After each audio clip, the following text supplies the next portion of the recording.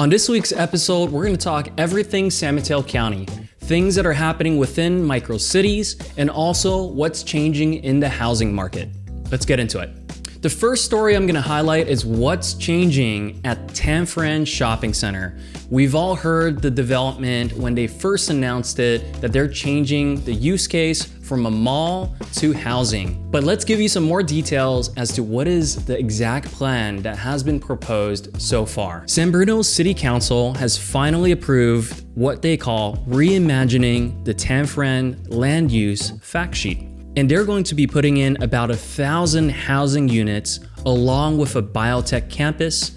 And of course, as we all know, if you live in the area, it's going to be a hub for you to access the BART station. Developers have been bidding for the role to update the campus, and the top bid came out to be $330 million for the project. So what does that mean for us as residents? Well, we're gonna lose a local shopping hub here in the peninsula, specifically in San Bruno.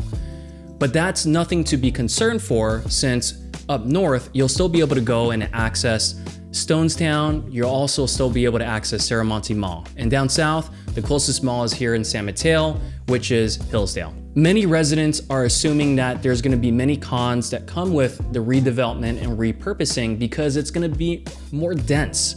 More density means there's going to be more traffic, from foot traffic to cars to need for transportation.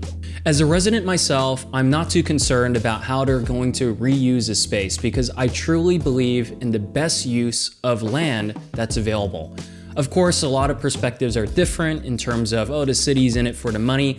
Honestly, I do believe the current mall is not being utilized for its best purpose because we do so much shopping online, and the mall's retail shops are suffering because of the decline in in-person shopping. Story number 2, San Mateo is bringing more events and music and outdoor festivities to downtown San Mateo. Because we're in the post-COVID world, San Mateo is trying to bring back more foot traffic to downtown in a more pedestrian-friendly way. The council has voted and is encouraging more festivities downtown, specifically on B Street, and it's starting in September, calling it the September Nights on B Street. The event series will feature public spaces for music, dances, events, and of course, we all know here in San Mateo, the food. As San Mateo has one of the biggest and most welcoming downtowns here in the county, I would imagine that this is going to bring families and friends and colleagues together after a day at work or during the weekends when it's the best time of the year, during the summer, where we can wear a t-shirt, shorts, and we can walk downtown and enjoy the festivities that are yet to come. In story number 3, a huge biotech campus is coming to Burlingame's Bayfront. The article I'm looking at, and I'll share with you guys, was written in May 2nd, 2022, and it's giving us an indication that the development is set to take and break ground on 12 acres of land overlooking the bay from the 1200 to 1300 block of Bayshore Highway. As we already know, there's a lot of commercial space, some restaurants, obviously hotels as well along this street, and to be able to redevelop it and utilize it for a hub for potential commercial/office space, it's an exciting project that's going to bring more employment and ultimately help home values locally. The development's going to feature 3 11-story buildings comprised of over 1.5 million square feet of occupiable, usable commercial space. Senior Development Manager Virginia Calkins has said that they're going to convert this collection of buildings and parking lots into a hub for life sciences and innovation. So what did we hear from these couple articles? Burlingame is going to be an innovation hub. Tanforan's conversion is going to bring some biotech companies as well.